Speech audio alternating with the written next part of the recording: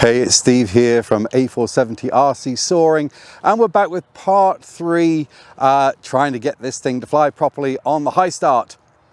Okay, so I've made a few changes, well, a couple of changes anyway. So I've moved the hook forward. If I can get in a bit closer, you may be able to see it. I've moved the hook a bit further forward. It's about 1/4 inch or 6 mil.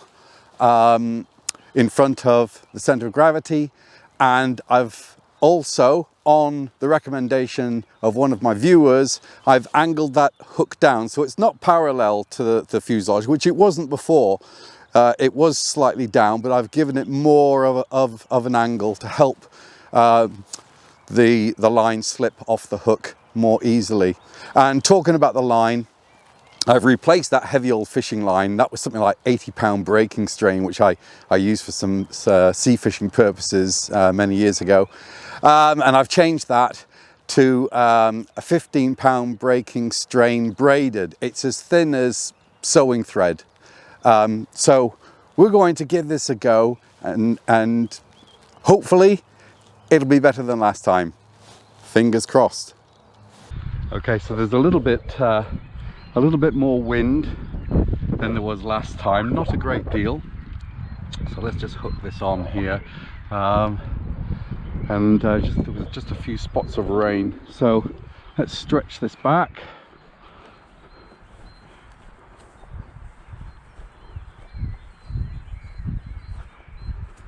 Okay, and not got too much stretch on here.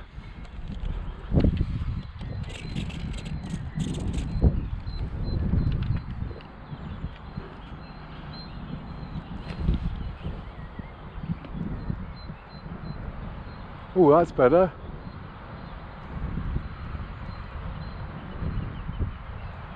There we go, and it's off. Oh wow.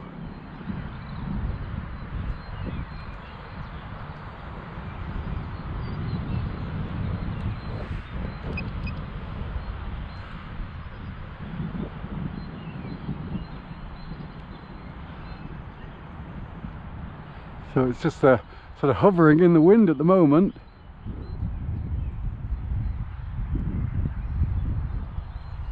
Whoa.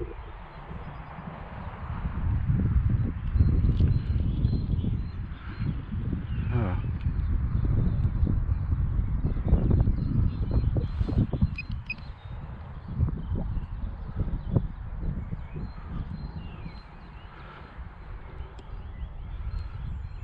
And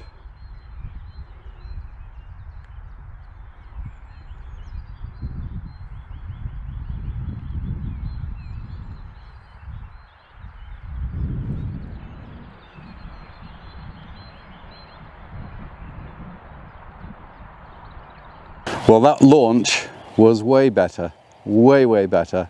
It did seem to have a bit of a problem penetrating into what little breeze there is. I gave it a couple of clicks of down trim.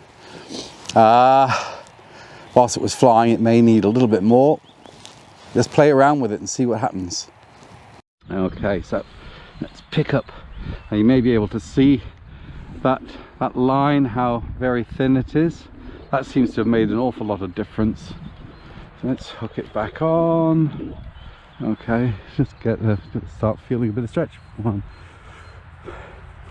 5, 6, 7, 8, 9, 10, 11, 12, 13, 14, 15. That previous launch was 12 paces. Starting to feel a bit of stretch in here now. Let's give it another go.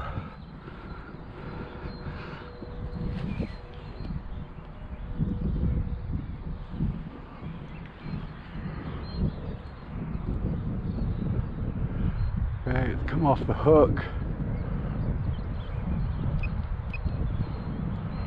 A couple more clicks of down trim.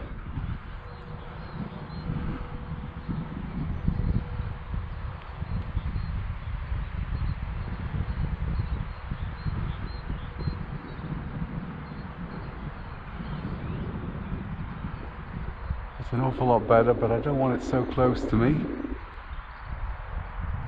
really.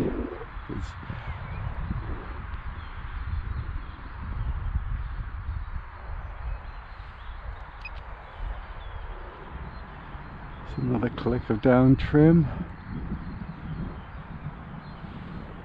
Ooh, okay.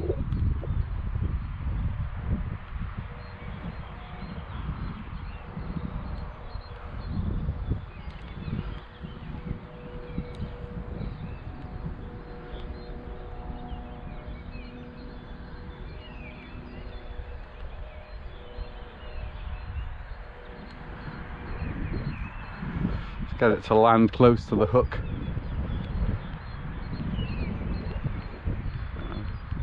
Ooh.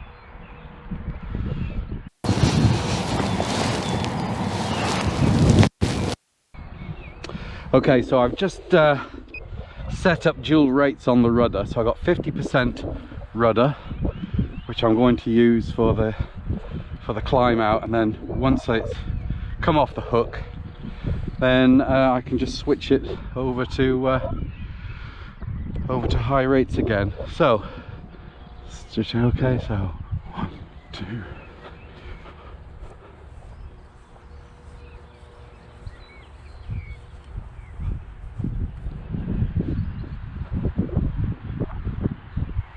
Okay, so we're now at 20 paces. We're now at 20 paces. So, okay, let's try it again. I'm just going to wait for that bit of wind to die down there, because I think that's a bit of sink. I think a thermal just went past a moment ago. I don't want to launch it straight into sink. So okay, so now it's died off, let's try it again.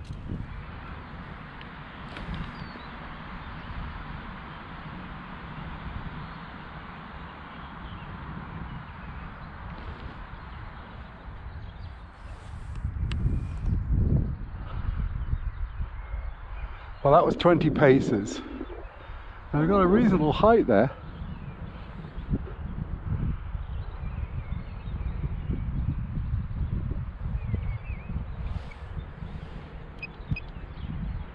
A little bit more down trim, see if I can get a bit of forward motion going on here.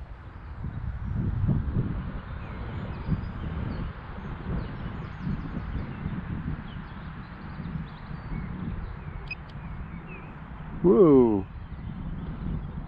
Is that a thermal pushing it out of the way?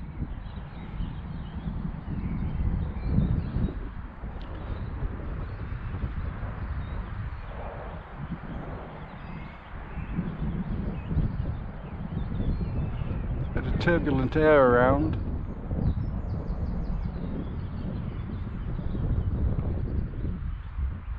Come on, come around.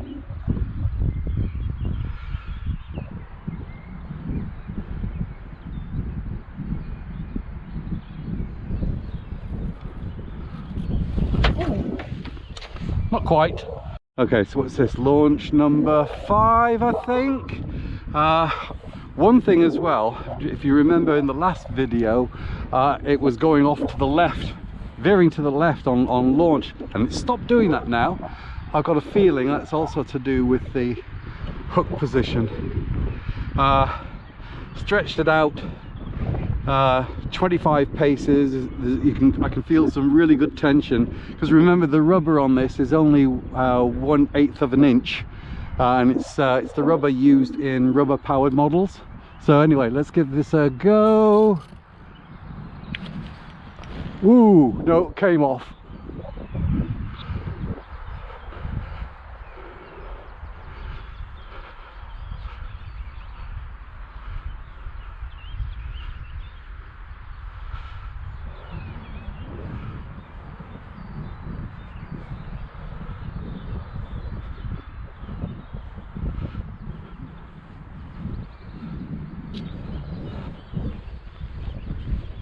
Maybe there was too much stretch. So that was 25 paces. Let's go back down to 20. Okay, so back up to 20, make sure I'm on low rates, which I am.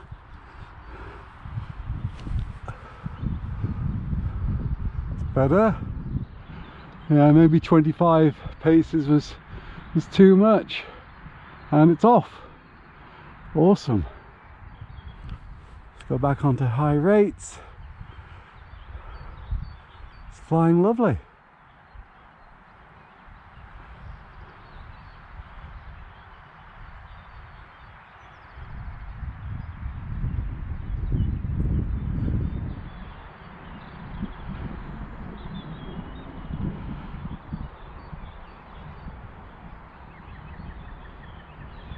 Ooh, what on earth was that? Let's head back over there. Is there a thermal there?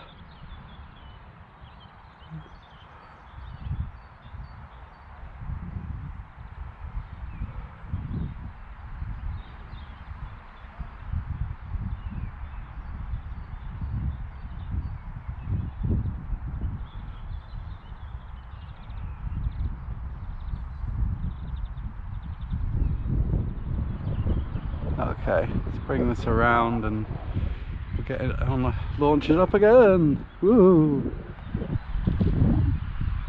Over behind the other camera. Ooh! Okay.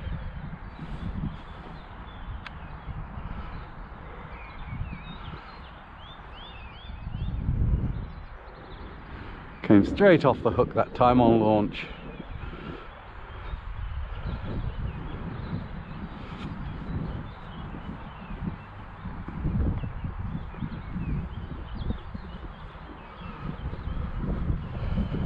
Can't remember what number launch this is, but let's give it a go. Woo! That time it wanted to go off to the left.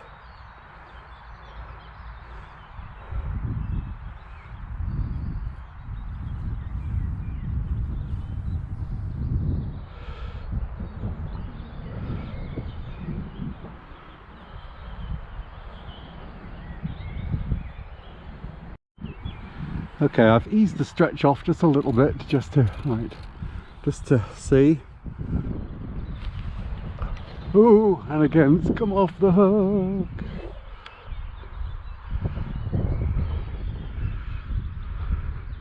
Now why is that suddenly doing that when before it was fine? Okay, let's give it another go.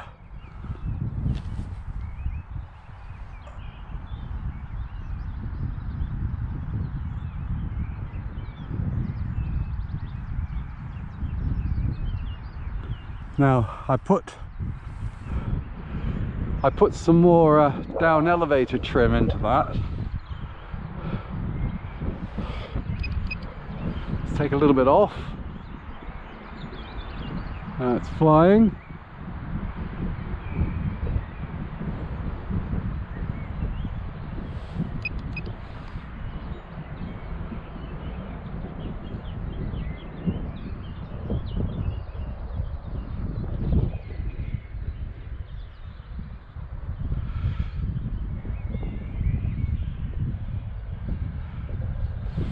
Okay, so when it was flying I added another 4 clicks of up elevator, so let's put 4 down again.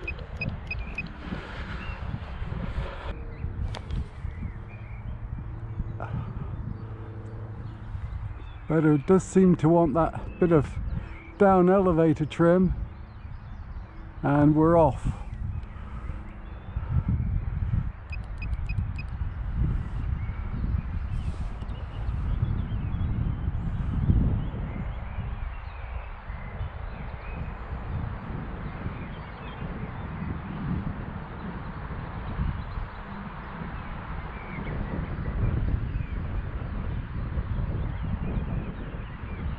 There's a bit of sink there.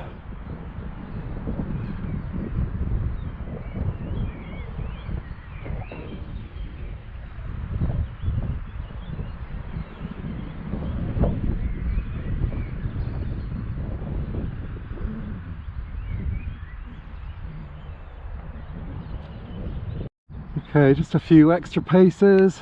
Let's go.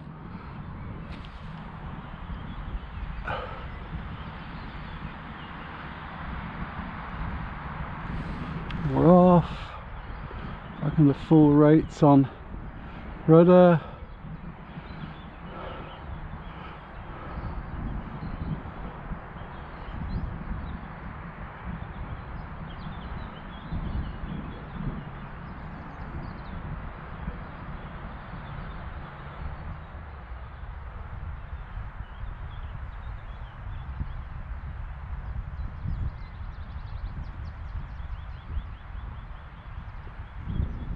Flying nicely there. Ooh, bit of sink.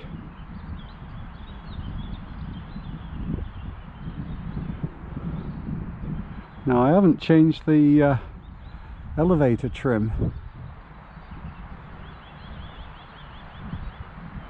Whoa. This could be my longest flight yet.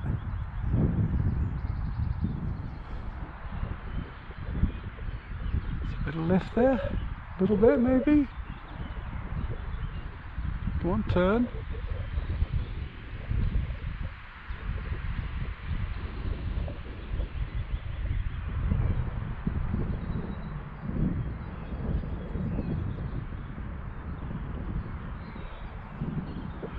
Yeah, definitely my longest flight to date with this yet. That's good. Boom, and we're down. So there we go, guys. I would say that's pretty successful. An awful lot better than last time. Just getting used to flying this thing now. But the launches were absolutely amazing. Do you remember last time it was veering off to the left all the time? But it's not doing that at all now, and that may well have been due to the position of the hook. I've been doing a bit of research, you see. Certainly moving that hook forward was the way to go, and I knew that from last time because, of course, at the start of the video it was porpoising, meaning it was tail heavy, so I had a little bit of weight that immediately made the center of gravity different to where the hook was. Breeze is picking up a little bit now, not a great deal. And I've got a bit of time, so I'm thinking about heading off to a slope. Although in saying that, that wind is really starting to pick up a bit now, and it's might be a bit too much. Okay, I'll think about this. Anyway, that's part 3 done. We've seen it fly. It's a good little plane. I'm gonna have lots of fun flying this thing. So whenever I've got a bit of time, got a nice evening after work, I can just grab the bag, come down here, you know, chuck this thing up and have an hour's evening flying. That'll be really nice. It goes into the back of my car without me having to take the wing off. So yeah, it's all good. This is a great little plane. So if you've been umming and ahhing and thinking about buying one, they're only something like, I can't remember what the price was, $60, $65 US, something like that. Here in the UK, it cost me an extra $25 to have it shipped via the US Postal Service. Okay, it took a fortnight, 2 weeks to get here, but hey, you know. And I didn't get clobbered for import duties when it arrived. So all good, what can I say? It's something that you can just throw in the back of a car, you know, for a bit of flying at a moment's notice. Great stuff. So anyway, look, if you've enjoyed my video, then give it a thumbs up. If you haven't already subscribed, then why not? Do it now, okay? And look forward to seeing you in the next video. That's, I can't say when that is. I've actually made my next video, which is going to be shown on Monday, so you'll see this video a week after that one, if that makes sense. Anyway, look out for part 4 of the J&H Aerospace Micro Bird of Time, where we're going to fly on the slope. We just need some very light conditions. So it might be a few weeks yet. We'll see. Until next time, happy flying!